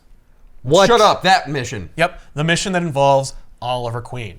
So, Desaad, who also somehow survived the explosion on Apocalypse, is just maddeningly writing a bunch of nonsense about like doomsday weapons and Darkseid and stuff on New Genesis. Oh, and he's drawing that android. That's right. This is all part of the whole this is part of Darkseid's scheme to save the universe. Was his mind somehow incepted with knowledge? I think it's like the death of Darkseid like makes him like just cracks his brain. Some piece of Darkseid. No. Oh, come on. Where's he get this information from? Because he was Darkseid's scribe. He knew all this stuff. Oh, he was paying attention. Yeah. And maybe he's the mole. It never really comes up, but like he's clearly giving them this information. Right. Yeah, he's on New Genesis. Well, yeah, Highfather was like new to save him somehow. That's fair. Desaad reveals that Darkseid is the only one who knew of the One because he was... Okay, so like, there's no other being in the universe like Darkseid. Wait, I thought he and Highfather were opposites. They are, but they are still different enough for Darkseid to have recognized the One. Whereas every other being in the universe has some kind of complement or contingents, so they don't notice or aren't able to notice as like fluctuations in reality, in dimensionality, in the fabric of reality itself. And Darkseid did, and he noticed who the One was, and he recognized what the One was, and so he seemingly created the Omega machine to battle the One. The Omega Doom? The Omega Doom. Okay. That the Omega Doom was used for the war, but also secretly it was going to be used to stop the One, which is the problem. The reason for all of this dimensional cross-rifting. Right. That we haven't talked about before. Which also wasn't happening at that time that the Darkseid War was happening. It came up only in this book. It came up only in this book. Yeah, okay. Was when we saw that. Yeah. Yeah. Well, that's how long it took for the One to get here, I guess. It's just to start what it's doing. Right. But also, Darkseid was aware of who the One or what the One was. Right. And so he And knew, that the One was coming. Yes, and that the One would need to be stopped. And that even Darkseid needed to stop it. Is it Neo? It is not Neo, thankfully. Was the One thing gonna happen because Superman did not become Superman? Well, sure. It's like, no, because... So we're not in a universe where everything's the same except Superman didn't become Superman. No, now we're in a universe where very that happened, and also this thing with the One was also going to happen. Yes. Okay. Yeah. Okay. I mean, look, there's universes where they're cowboys. You know, like it's... Right. But it's the present, you know, Right. but it's not like they rejected technology. Right. It's just also 1865. So Joker is just slapping Batman around, and the demons are like, hey, like, you may be new to this whole reaching tangibility in physical space thing, but like, it takes a lot of energy to do that, and you're gonna waste your revenge slapping Batman around. Yeah, looking like Dulcim. Yeah. So, you know, just kill him and get it over with. And Joker's like, no. So Batman whips some stuff at Joker, and that's all the explanation we get. Just blue things. Just seemingly something that is connected to magic. But he throws it at Joker, which like hurts Joker and burns him. And so maybe they're like holy water tablets. But he throws them at Joker, and Joker is hurt, and his manifestation is weakening as a result. And so a portal opens, and Dr. Fate and his team blast through it, because Dr. Fate is basically like going wherever these rifts are and closing them. And so he and the Outsiders appear, and he's like, demons, great!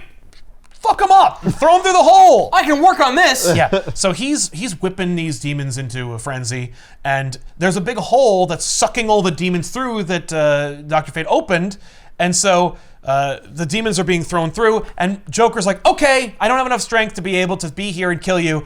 I guess I'll have to settle for bringing you to hell with me, Batman. So he grabs Batman, then he looks over his shoulder and sees the Batwoman's there, and he's like, no. I'm gonna leave you here, and I'm gonna leave you here tortured with the knowledge that your woman is being tormented by me in hell forever. So he reaches for her with his extendo arm. Batman karate chops the arm off and jumps into the rift with Joker.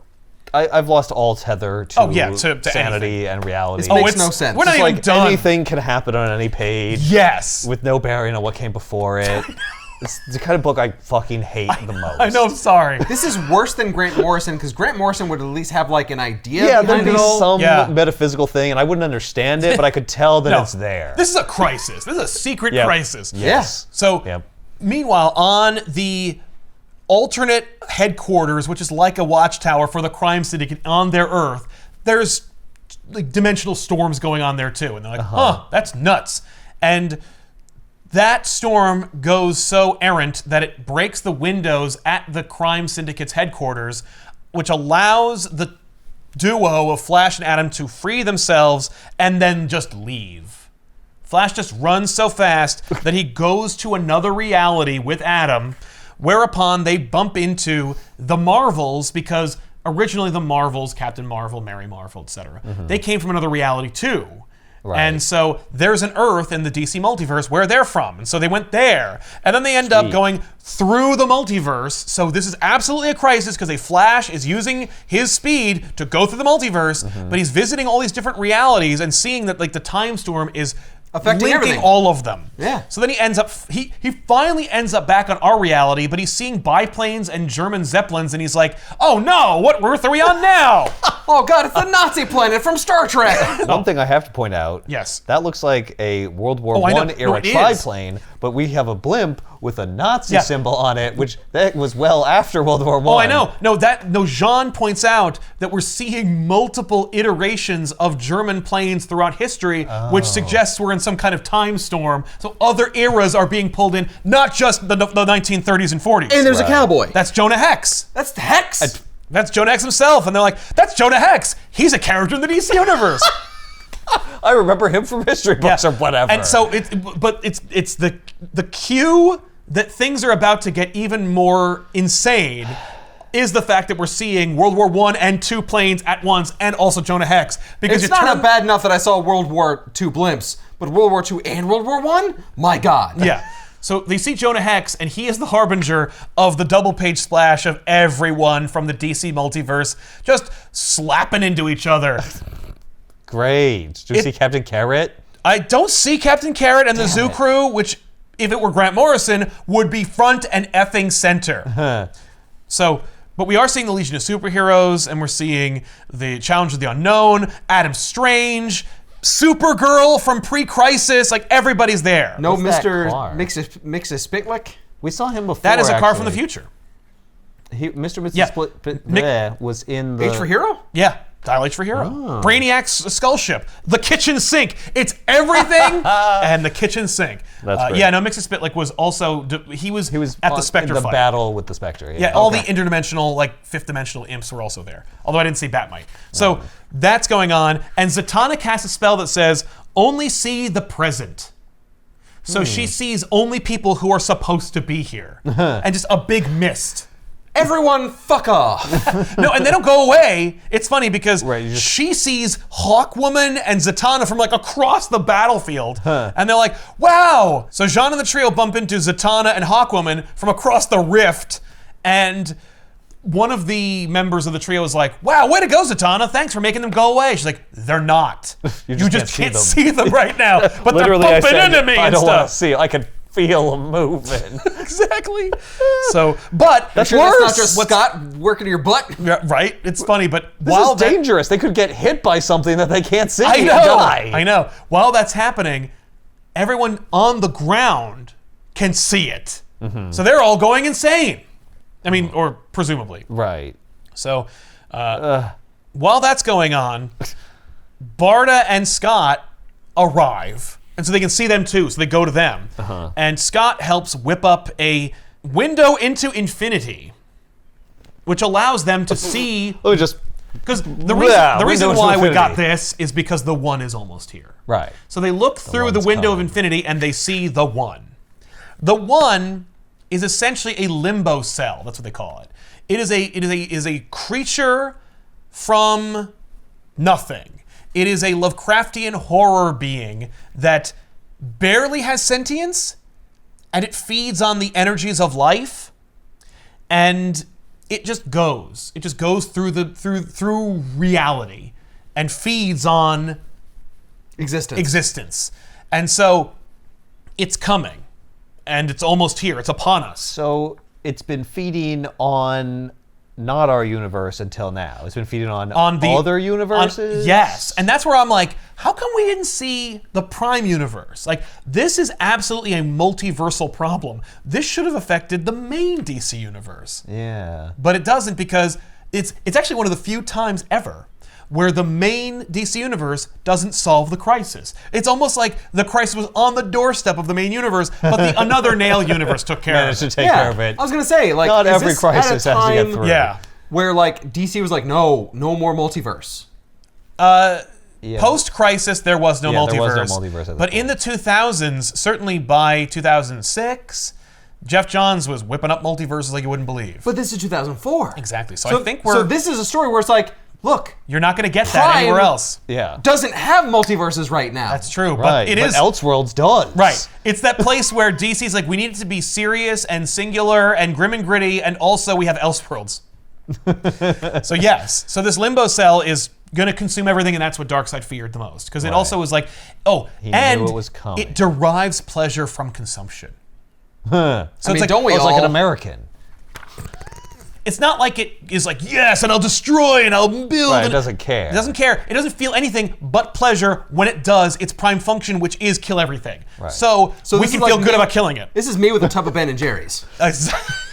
I feel nothing but pleasure when the spoon meets my mouth. Oh, And yes. then on the journey from the spoon back into the thing, I feel nothing but misery and emptiness. Oh yes, no. It's an accordion of sadness. That's fucking dark. That's dark. It's darker than the limbo cell. So they're like, all right, well, we got to kill it. And so Scott tries to, and just kill it. Scott's like, I'll use my lantern ring. Oh, yeah. And so it immediately starts sucking the power, and he's like, blah! And so thankfully, he jumps back into the ring, and Bartek wields it, and he's like, whew, that was a close one. So Superman shows up. Okay, we need an actual plan. Yes, Superman shows up, and he's like, hey, I'm really powerful. Maybe I could do it. You're on vacation, man. No, he's like, vacation's over. John's like, no, it's the principal. Yeah, no, John's like, you have to take that time. If you don't take it, it gets lost and it's wasted. Exactly.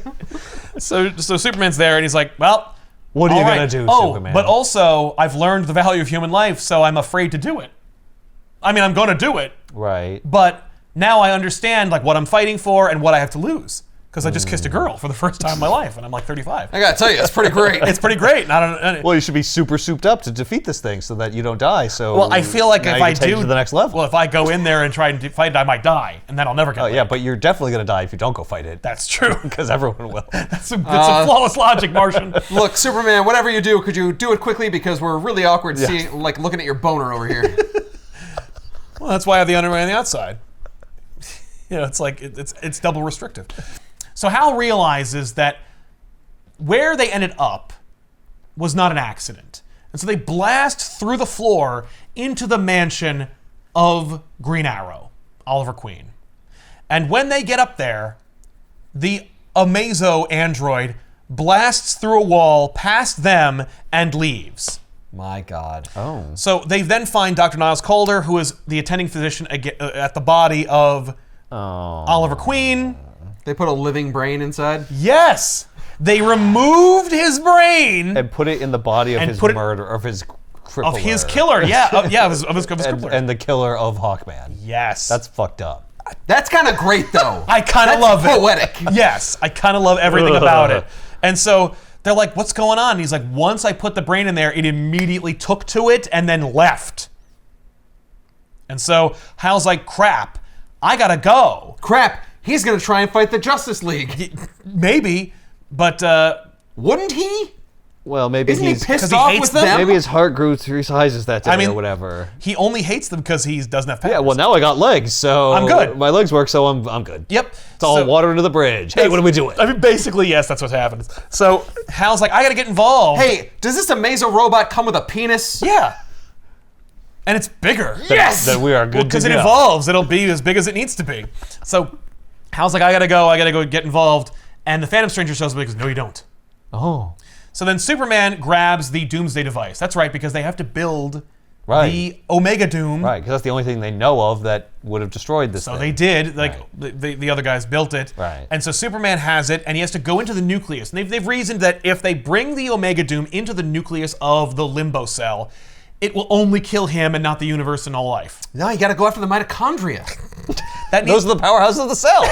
You need smaller Omega Dooms then. You need a lot of Omega Dooms. That's right. So the problem is, and the reason why Darkseid didn't do it, besides the fact that he's an asshole and would have wanted to kill everybody anyway, is that nothing can survive the journey through the Limbo Cell because, of course, it draws power from energy. It's actively sucking your energy as you're going through it. Why don't you just take a cannon and fire it into it or something? That's a good question. Maybe or someone build a will do something spaceship like that is capable of tunneling in. No, you can't do that. Robot. Yes, that would be a good idea. So what if you collide the one with a different reality and have an incursion? I mean, the fact is, it is just already feed it other realities. It's already causing incursions.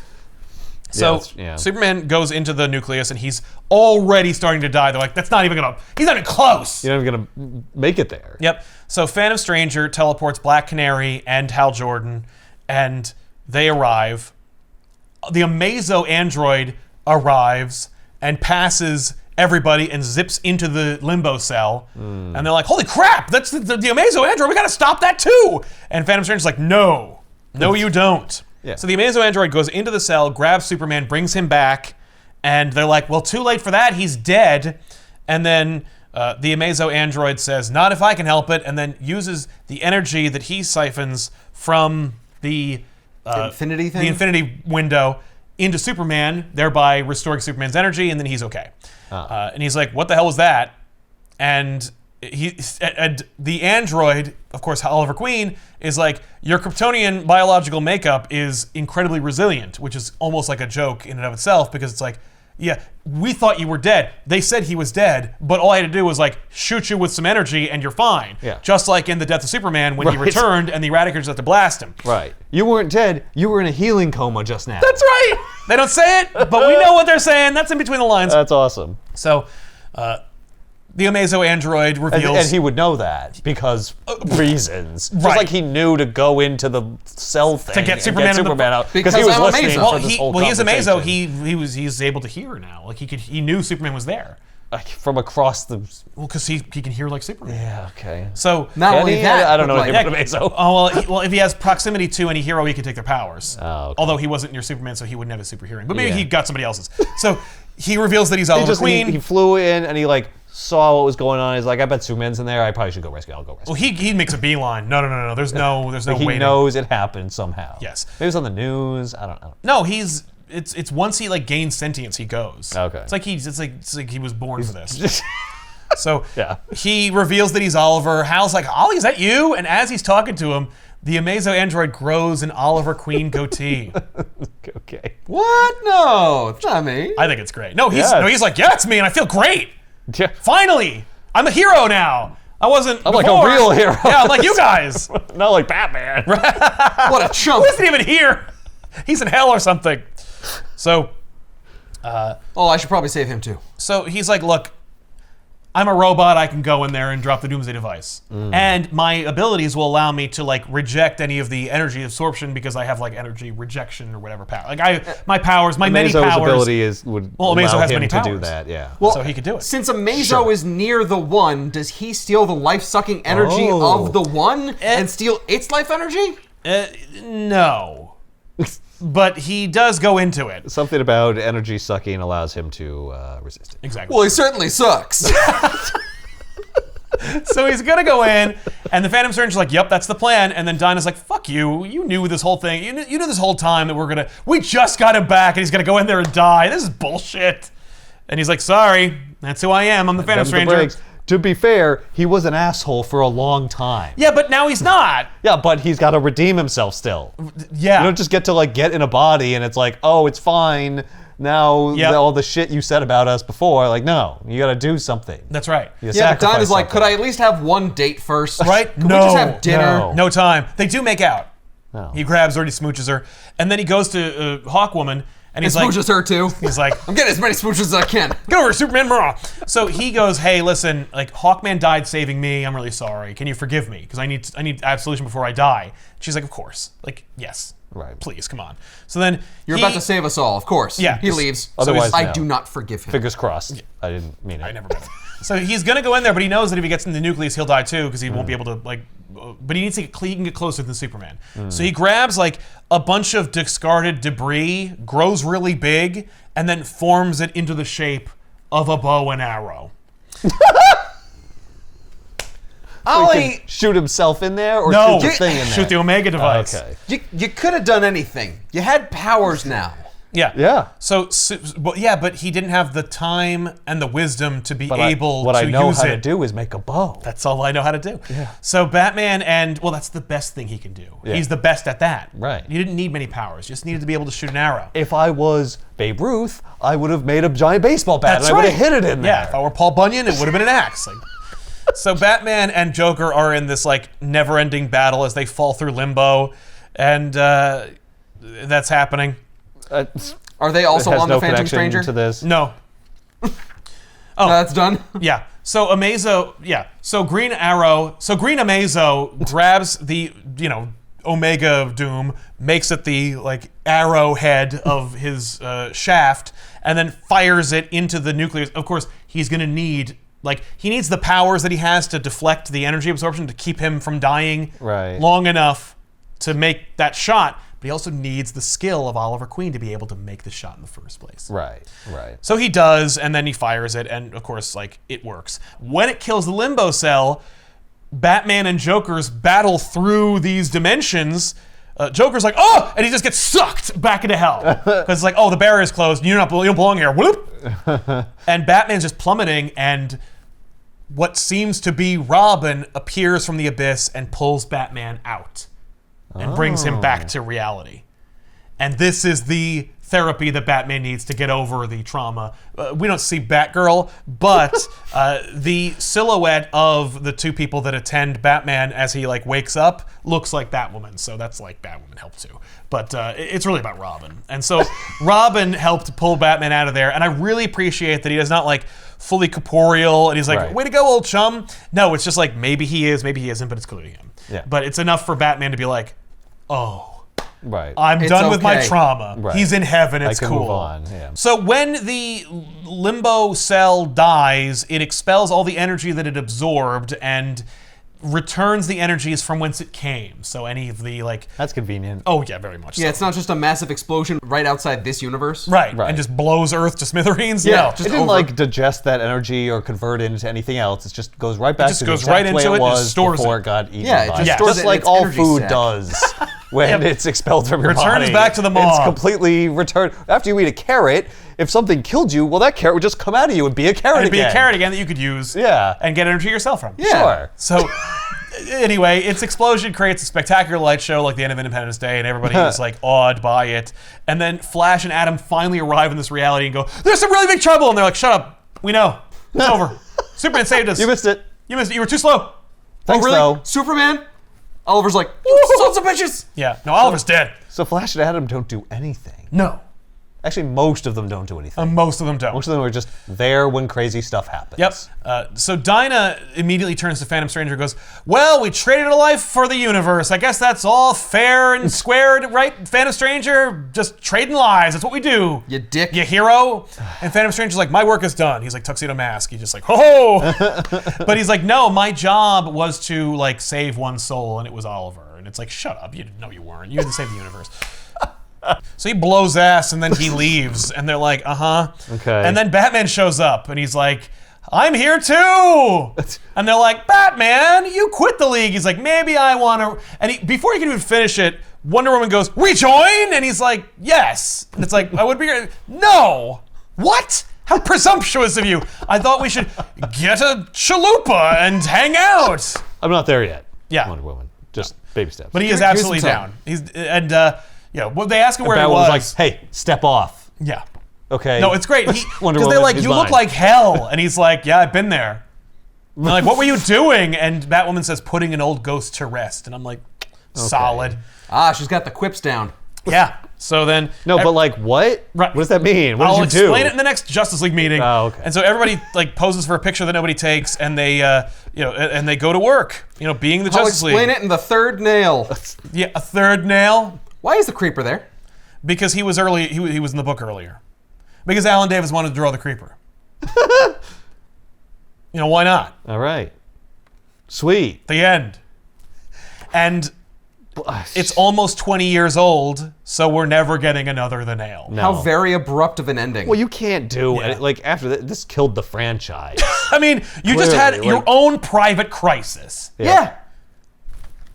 Like, Yeah. the crime syndicate. Except it didn't reset anything. No. Right? The universe is the Well, it way does it was kind of before reset that it, where it's cell like, thing appeared. it resets it the same way like Identity Crisis, like one of those crises, Yeah. where it's like, Yeah, but- it was universal and multiversal, and it did, and time. Right. So but if no I- one's backstory changed. No. But now that multiverses are back, they could somehow connect to this. Yes. And find this multiverse. Yeah, they could go to That's the true. Nailverse. Yeah, this is probably part of the multiverse, Yeah, right? I'm sure it's been referenced before. Also, they killed the one. That's just the one from that multiverse. Technically, yes. But it was also outside of universes? 'Cause Right, it but, was but this had its consuming- own dark sides, which is also outside the Oh, universe. yeah. But I think the idea is that there are multiple dark sides, but they're all aspects of the same dark side. But like that's not what they meant in the beginning.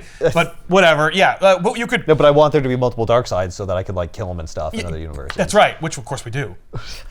So you could have another limbo cell, or you could reference the limbo cell. Like that was a problem. That was a problem that we at the main universe narrowly avoided thanks to something that we didn't see and don't interact with. I mean, you blew up the limbo cell, but you never thought of the ramifications Right. of blowing up Now the there's limbo cell. trillions of limbo cells all over the multiverse. Yeah, and Right. it's like spores. Well, you see, the limbo, the Yeah. cell was actually performing an important function throughout the multiverse of Right, cleaning because up. cells are all important. Well, maybe it was a cancer cell or something. Because the multiverse is so old, you see. Right.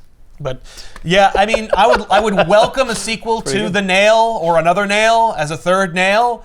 I think we won't get one. I think instead, because I mean, only Alan You just James want to hear a third nail. I wanted to say Justice League, a third nail. Because what else are you going to call it? You called the second one Another Nail. Yeah. Which is as if to say, the nail again. Like, that's what you might as well have called it. And, I mean, it's as long as The Nail. Yep. But there's 20 more books in here. Scott Snyder will take this over and call it Death Nail.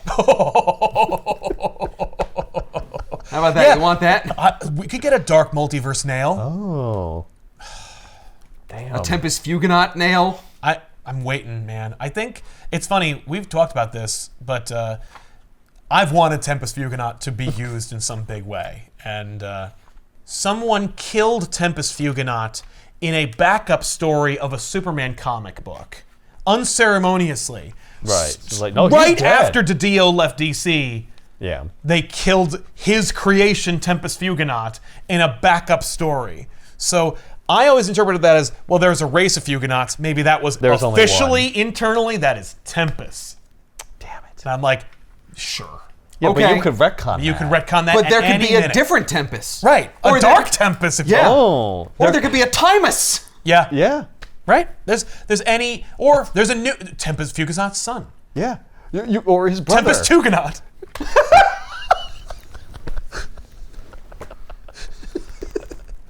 Holy shit. Who wants revenge for his father. Oh my god. Yeah, right? Right? That'd be dope. Another Nail. If it's available, it will be in like an oversized hardcover that has both books. Check it out if you haven't already. We'll see you guys next week with a new episode of Backish. I'm Sal. I'm Ethan. I'm Ben. Keep reading. The Nail Nail. Duo. Yeah. When I finished it. No. I think this one's longer. When I finished, A little bit. it better be. When I finished the second one, I went, I should probably do another book. Like, this sucks. My God. And then I was It like, looks good. but the day kept getting away from me, and I'm like, well, I could either read one more issue Right. or have to do a whole other book. Another Nail it is! Looks like it's been decided for me. Looks like fate stepped in. Does anyone have any regard for this book? Yeah, people love The Nail. Well, the nail, yeah, but what about Another Nail? I've heard nothing. I've never heard anything about Another Nail. I don't think even other people know about it. Right? I mean, people do because they sent it to me. Yeah. So I definitely didn't buy this. Are we done? Yeah, yeah. Okay.